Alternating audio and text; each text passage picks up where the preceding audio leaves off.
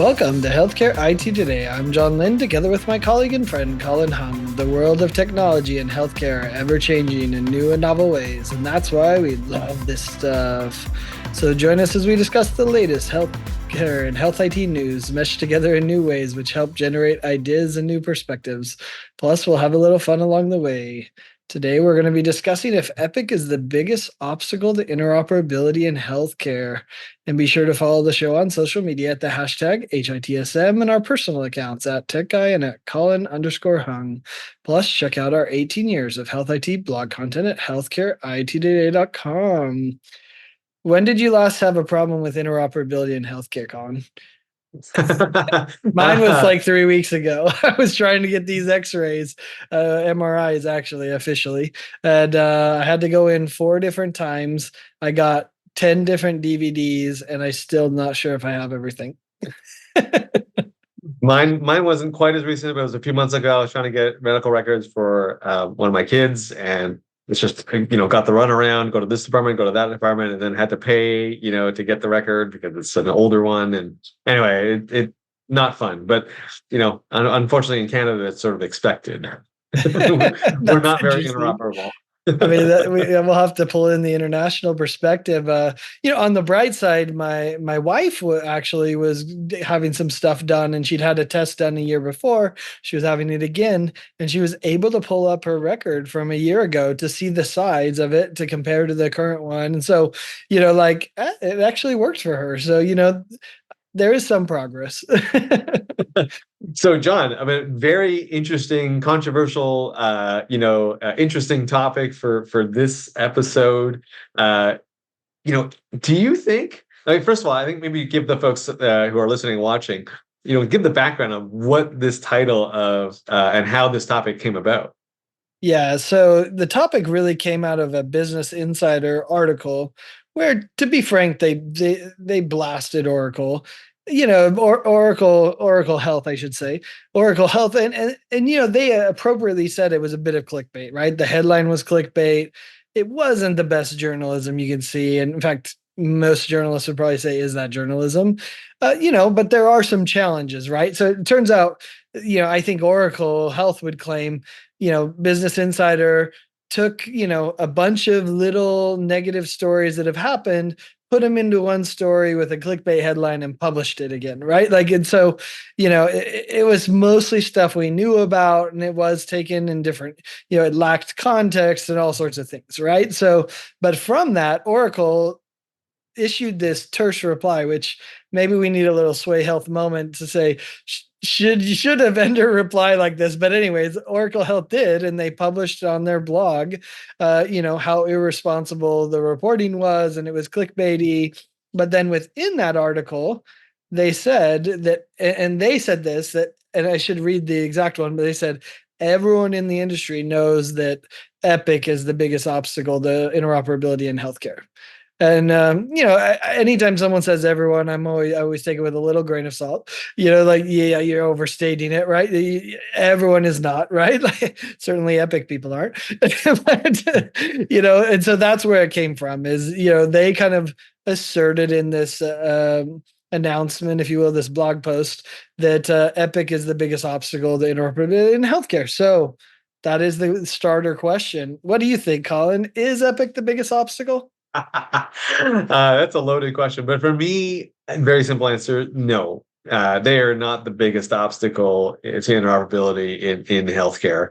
I mean, and the reason why I say that is just simply there is no incentive and no momentum behind interoperability anyway. Like the problem is not a vendor, a technology. The problem is who's paying for it and how is it supposed to get done? Right? Like in the sense of semantic interoperability, it to me is the biggest challenge, and the willingness to actually share data is the big challenge. Yes, there are many players in the ecosystem and don't want to share and are reluctant to share, but it's not just restricted to me, in my mind, to Epic. So I just think there's just nobody wants to pay for it, and there hasn't been really compelling business cases. Some are emerging now, but hey, like we're here because there was no incentive to be anywhere else. Yeah. I mean, I go back to the beginning, which is essentially what you're saying, which is the clients of Epic and Cerner, Oracle Health, whatever you want to call it, and every EHR vendor didn't want interoperability, right? Like, and so, they gave their users what they wanted. And so, in that regard, I think there wasn't the incentive for the customer to say, hey, EHR vendor, I want you to do this. And to be fair, I think I've said this on a previous episode. I think Judy took the slings and arrows of not being interoperable for her customers who didn't want it. And so, but that's where, it might be the wrong question. Is Epic the biggest obstacle? Because, there's different ways to look at it. First is like, is Epic blocking interoperability? In some ways they are, because if you look at it, you say, could Epic do more to support interoperability? And I think universally the answer is yes, they could do more. Right. But are they doing something? And many would argue, like, I'm channeling my inner Brendan Keeler right now, who used to work at Epic. So there's a little bias there, but take it for what it's worth. He's like 4 companies since then. But, he would say they're the most interoperable of all the EHR vendors and the most open with the best documentation. And I've heard that from a lot of vendors that they really do have a good structure to be able to integrate with you. I think the problem is, they pick and choose their favorites of who they want to interoperate with, who they want to allow their APIs to go through. I think Judy really has instilled this, who do we trust with the data that's in Epic and the data of our clients? She takes that really seriously. So, she is in some ways being an obstacle because she could do more than she is. But is she the biggest? I'm with you. I think it's the incentive structure that is the biggest problem. And these vendors are just reflecting that incentive structure. Yeah, and to me, you swap the company Epic with any other EHR company, and you could argue they're all following in that same boat. Could any of the EHR companies be doing more for interoperability answers? Yes, right. But I think, as we're talking about here, I don't blame them that we're here, right? Like, it's not their fault. They just didn't get the push from their customers until now, because of info blocking rules and things like that, to actually put a lot more effort into it, right? Like, if interoperability was such a hot button issue, it would have been solved by now, right? Because there would have been demand from people, there would have been demand from a lot of parties to fix this. But right now, it's just more of, I think it's a nice concept. And there is that, hey, don't get me wrong, there's definitely a business case and it definitely affects patients.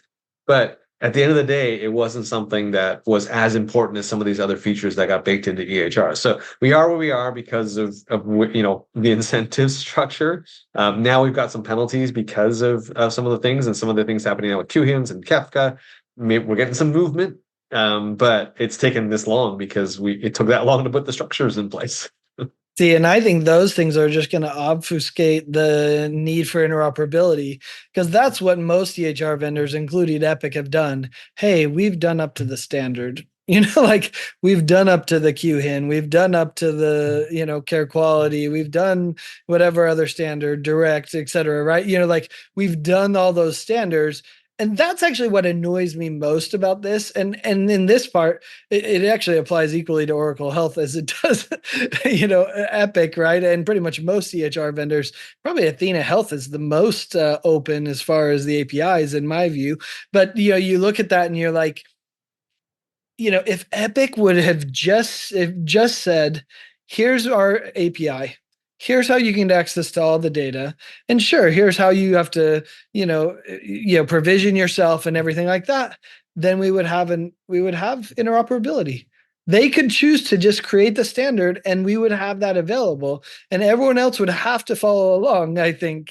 So and to me, that's where, sure, did they have the financial incentives? No. Were they battling out with other competitors to try to survive, and did they want to put their resources into interoperability, which wasn't asked for by their customers? Absolutely not, right? They didn't want to invest in that because they were in a battle for market share. But it's the right thing for the patients, and that's what annoys me.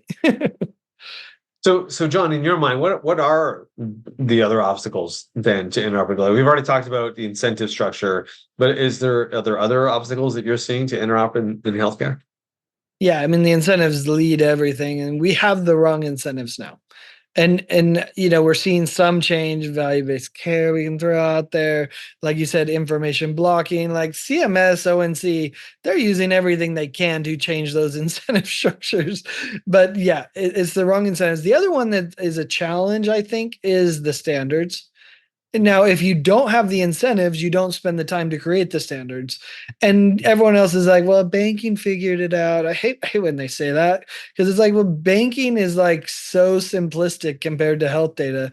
As my buddy Mario Highland would say, he said, health data is an order of magnitude more complex than this banking data. So, sure, can it be done? Yes. If we had the right incentives, could we do it? Yes, we would. And it's being done to on a lot of areas of healthcare, but that's a really, a big problem.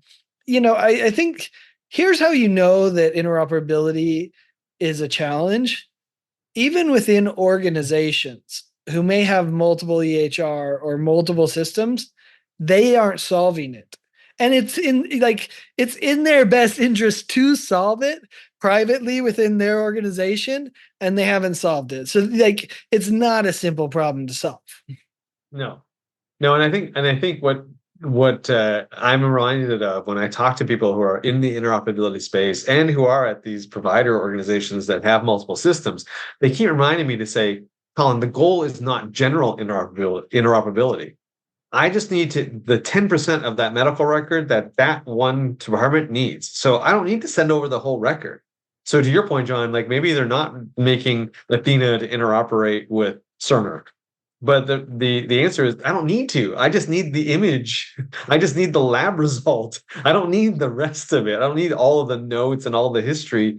I think a patient would want that, right? But to operate my business, to operate my organization, I don't need all of that. And I hear this over and over again to say I'm interoperable up to the level I need to be, and I'm sure that is sort of hindering the fully interoperable world that we all would love to be in, right? Back to the point we were making before, there just wasn't a need. Well, and Um, what annoys me is that you just described what they want, and that's what most people want. And we see some implementations of that. There's literally billions of transactions being shared all the time, and it is making an impact for good. But, instead of sending what we need, what are we sending? CCD that's so CCDAs. chock full of junk that's barely useful even if you do filter through it, right? And so like that's the other problem. We're not sending the stuff we need, we're sending stuff we don't need that then has to be filtered out to find this one kernel that actually could be useful in this case, but it's not everything else that we really needed. And so that's the other problem is like, what should we be sharing? Have we even answered that problem? We do actually in the imaging case. Like that one we know we're getting duplicate images, but again, that's the wrong incentives. That's the obstacle. Is if I actually solve that problem, now I'm not having double revenue, and that's meaningful to some organization. Yeah, no, and I have to say that as well. I think there's obviously a financial challenge, right? Some of these tools that help organizations to become interoperable are quite expensive, and so the smaller players out there that even though they have maybe the desire, the willingness, there's an affordability challenge. And I'm just sort of blanket the term on here, but I think that's a challenge for the industry as well as to how do we drive down the cost of interoperability. And because it's not just the technology as well, it's all around cleaning up the data to even make it interoperable, right? Like to your point before, John, like if you've come through 3 or 4 acquisitions, trying to get all that data into one single data lake that you can access yourself, even that's not very well done, and that requires time. It requires a lot of consultation and things like that. And so I think there's an affordability issue as well that is a big obstacle to interoperability. Hey, if you're just tuning in, you're listening to Healthcare IT Today with John Lynn and me, Colin Hung. Today, we're discussing if Epic is the biggest obstacle to interoperability in healthcare. A salacious title indeed. We'll do our own So clickbait. there you go. We are our own clickbait. So, John, let me ask you this. What could be changed that actually would help interoperability become more of a reality today? I was pondering this question, right? Like, what could be done? And the question came to my mind. how do you make someone care? Mm. Right? Like, ironically, I actually heard a story, when I was talking with Judy one time at a conference, and I think what made her care was her kids. And I think it was her kids or her husband that came to her with a situation, said, "Why aren't we doing this?"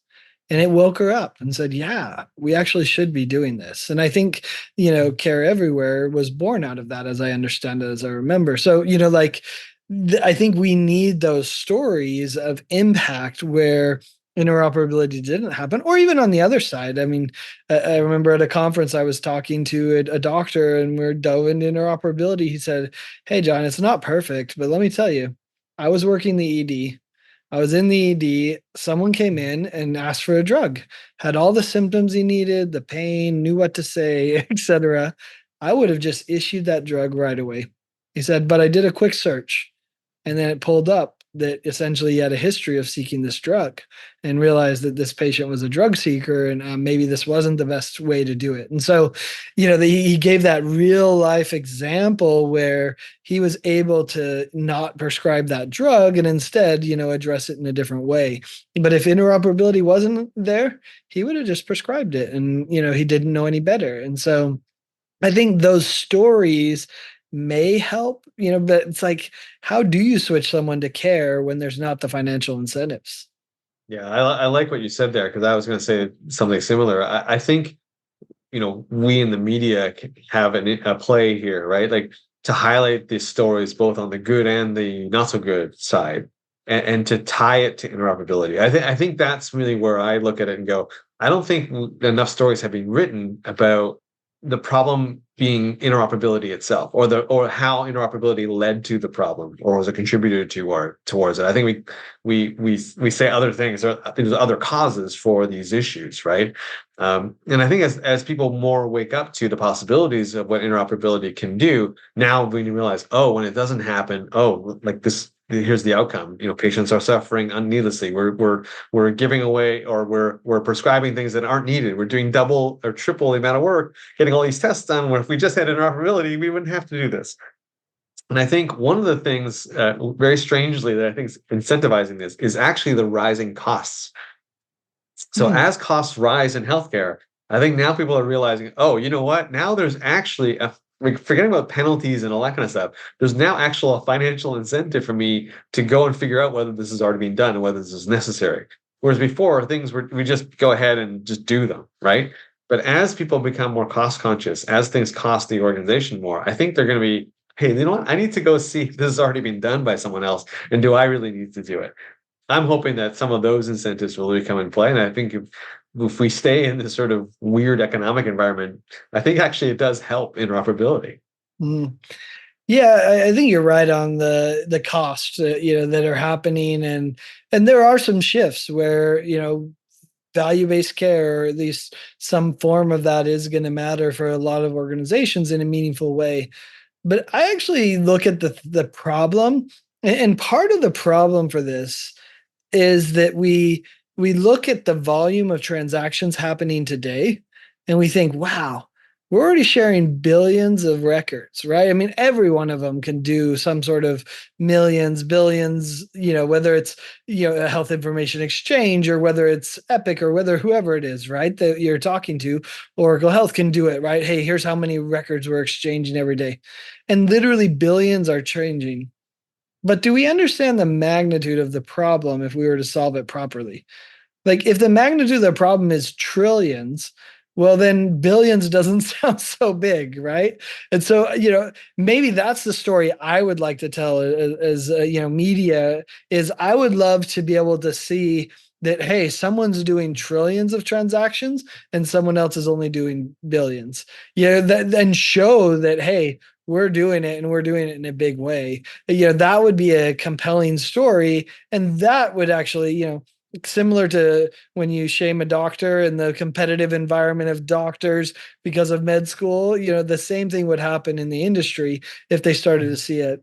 The other problem that, I think we should look at, if you talk to any HIE, when they're trying to get government money, they determine what kind of exchange they're going to do by, the interest of the political person who funds them. So if that political person loves pediatrics, then guess what? You're doing data exchange of pediatric records. If they like mental health, you're doing that, right? Et cetera, et cetera. And so, if they got opioids, you're changing medication, right? Like, so I think that's the other problem is it's a little bit too politically driven, especially on if you expand to the HIE side of things and the government funded interoperability.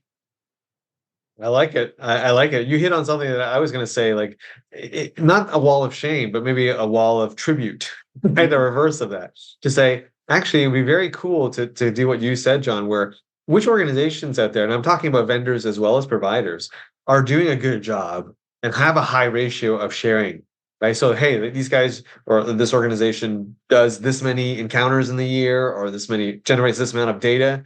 And it turns out, actually, they're sharing this much data of it on an annual basis. So what's that delta? Like they're sharing 30%, 40%, 50%. Because that could give an indication of wow, how interoperable and how much effort have they put into it, as opposed to let's say another organization that's less than 5%, right? Like you can at least look at that and go, hey, there's something we can do here to help, right? Or at least where some of the problems are, because right now you can it's hard to know who is not being interoperable and who is, right? We have no clue because to your point, we have no standard in which to judge that, Yeah.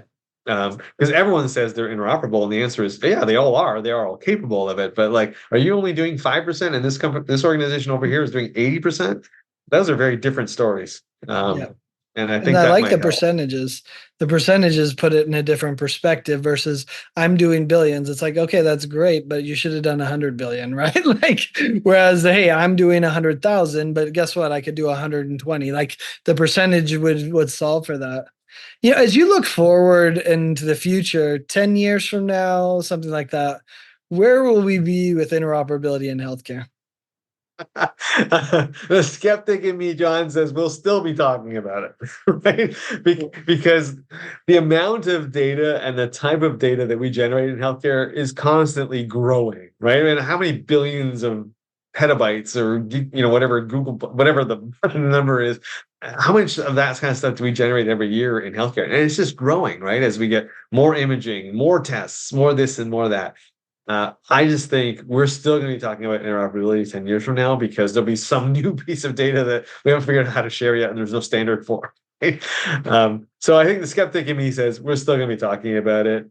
I think more data, more of the critical data will be shared, so we won't run into the problems where someone's going to, have suffer. I think patient suffering because of interoperability problems will die down in 10 years. I think we'll have figured out most of the critical stuff, but I still think we're going to be dealing with some of these challenges 10 years from now, unfortunately. I mean, you gave a pretty rosy ending there that I actually like because I think you're right. I think when patients are impacted clinically, we usually solve it, right? If it's going to cost you extra, but we may not. But if it's going to impact you clinically, we work hard to do that. That's why even like the downtimes from these ransomwares have been so damaging is because they're actually hurting patients, and that story resonates in a different way. I tried to think, how could I create a rosy outlook in 10 years? Could I even imagine a scenario where, it's a largely solved problem, if you will? Certainly there's always going to be more to do. There's going to be edge, people on the edge that aren't doing it, whatever. But I'm like, I just can't imagine even in 10 years that we've solved a large portion of it. Maybe there will be pockets where we're like, okay, medications are solved or something like that, right? Which some might argue is already solved today. But there may be some different areas like imaging. Could imaging make a big thrust, and we finally are able to share images, and we all have 5G, or I mean, I guess by that point, what is that, 12G, whatever? At that point, right? They was like, oh, images is easy to share, and storage costs almost nothing, and it's distributed across all this. Like, so maybe there's some specific areas where you're like, okay, yeah, that's a solved problem. But on the whole, will my data be where it needs to be when it needs to be it to the right person who needs it in a private, secure way? I don't think so. And the really cynical side of me, which if I'm not this cynical, but I would jokingly say that yeah, all that data will be available to whoever wants it on the dark web. So Yeah. if they want it, they can go get it. Yeah, it won't that be a very terrible story to tell, right? Like the only way we've achieved interoperability is because the dark web has it, and they're the ones who consolidated all the data. So the new dark web monetization plan is like, you want your full health record, buy it here. Can you imagine that? Maybe the dark web should apply to become a QHIN. Like, The dark web is on the QN network. oh man, that would joke about it, but that's like, what a terrible outcome that would be. But yeah, They won't be able to solve the problem either, though, right? They don't no, need to. exactly. They don't need to. But you're right. I think just given our history, I don't see a lot changing because we know that there's no economics yet that really are driving this. There's clinical reasons, as you put. I think we'll solve some of those things, and I do agree with you. I think we will solve this for imaging and maybe for prescriptions and those things. SureScripts talks about all their interoperability stuff, and most of the countries on that, anyways, right? Like, so there's a lot. There's a lot to say there. And as you said, like as the technology and the capacity changes, we might get there very quickly. So I think when you look at it in that specific thing, I think I'm more optimistic. Like, hey, are we going to achieve it for imaging? I think we probably could. We'll probably get much further along. But general interoperability, yeah, we'll still be talking about it. And we're going to hear from all the imaging interoperability people now. They'll be like, it's just as hard. It's probably true. And probably 10 years from now, we're still going to be having people blaming Epic for being the biggest obstacle to interoperability. That sounds like a future episode. Will Epic be around in 10 years? What will be their influence? All right. Hey, well, we're at the end of another episode, and thanks for all of you who tuned in to Healthcare IT Today. You can find more details about our show by checking out the programs page on healthcarenowradio.com. And please share your voice and engage with the community at healthcareittoday.com and on social media using the hashtag HITSM. I'm Colin Hong, along with my friend and Health IT collaborator, John Lynn. Thanks for listening, and have a great week.